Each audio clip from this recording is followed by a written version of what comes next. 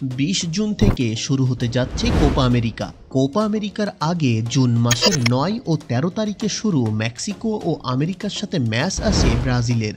এজন্য কোপা আমেরিকার প্রস্তুতি এবং ফ্রেন্ডলি ম্যাচকে সামনে রেখে দরিভাল জুনিয়র তার কোপা আমেরিকার দল ঘোষণা করলেন, যে দলে নেই ক্যাসেমিরো এবং নেইমার জুনিয়র। এছাড়া বাদ পড়েছেন থিয়াগো সিলভা, গ্যাব্রিয়েল জেজুস এবং রিচার্লিসন। তবে কেমন হলো নেইমার এবং ক্যাসেমিরো ছাড়া দল এবং তাদের জায়গায় খেলবেই বা কারা, তো চলুন জেনে নেওয়া যাক।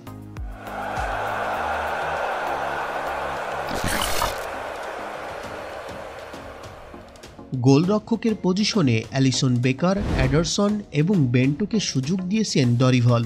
অ্যালিসন এই সিজনে ইনজুরিজনিত কারণে মাঠে অনিয়মিত ছিলেন। এদিকে এডারসনও বেশ ভালো ফর্মেই আছেন।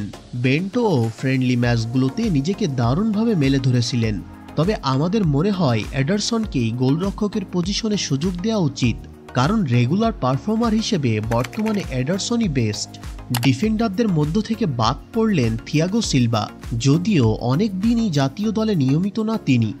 সেন্টার ব্যাক হিসেবে মাদ্রিদ থেকে এডার মিলিতাও, পিএসজি থেকে মার্কুইনস বেরালদো, আর্সেনাল থেকে মাগালেস। লেফট ব্যাকে ওয়েন্ডাল এবং গুইলহের্মে এরেনা, রাইট ব্যাকে দানিলো ক্লাব পর্যায়ে খুব একটা ভালো পারফরমেন্স করছে না। লেফট ব্যাকের খেলোয়াড় দুইজন ভালো খেলছে ক্লাব পর্যায়ে। সেন্টার ব্যাকে মার্কুইনস এবং মাগালেস নিয়মিত সুযোগ পেতে পারে।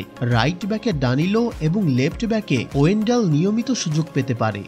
মিডফিল্ডের ক্যাসেমিরোর পজিশনে সুযোগ পেয়েছে ব্রুনো গিমারেজ এবং তার সাবস্টিটিউট হিসেবে হয়তো ডগলাস লুইস খেলতে পারে। সেন্টার মিডফিল্ডার হিসেবে লুকাস পাকেতা, ফুলহ্যামের খেলোয়াড় আন্দ্রেস পেরেরা এবং উলভস থেকে জোয়াও গোমেজকে নিয়েছে দরিভাল জুনিয়র। প্রাথমিক একাদশে ব্রুনো গিমারেজ, লুকাস পাকেতা এবং আন্দ্রেস পেরেরা সুযোগ পেতে পারে। এবার আক্রমণের কথা বলা যাক। যে দলে নেই ব্রাজিলের সর্বোচ্চ গোলদাতা নেইমার। মূলত ইনজুরিজনিত সমস্যার জন্য নেইমারকে দলে নেওয়া হয়নি। তবে সে ফিট থাকলেও দলে যে সুযোগ পেতেন সেটা নিয়ে প্রশ্ন থেকে যায়, কারণ নেইমারের ফর্ম যে আহামরি ছিল তা কিন্তু নয়, যেমনটা ক্যাসেমিরোর ক্ষেত্রে দেখা গেছে। খুব খারাপ না খেললেও খুব যে ভালো খেলেছেন ক্যাসেমিরো তা কিন্তু নয়, সেজন্যই বাদ পড়লেন ক্যাসেমিরো। সেদিক দিয়ে নেইমারের শারীরিক এবং পারফরমেন্স অনেকটাই পিছিয়ে আসে দরিভালের প্ল্যান থেকে।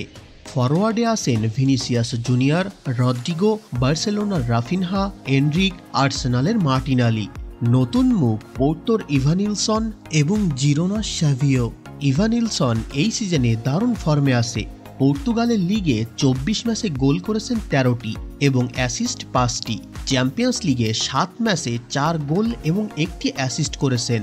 এই সিজনে মোট 24 গোল এবং 5টি অ্যাসিস্ট করেছেন ইভানিলসন।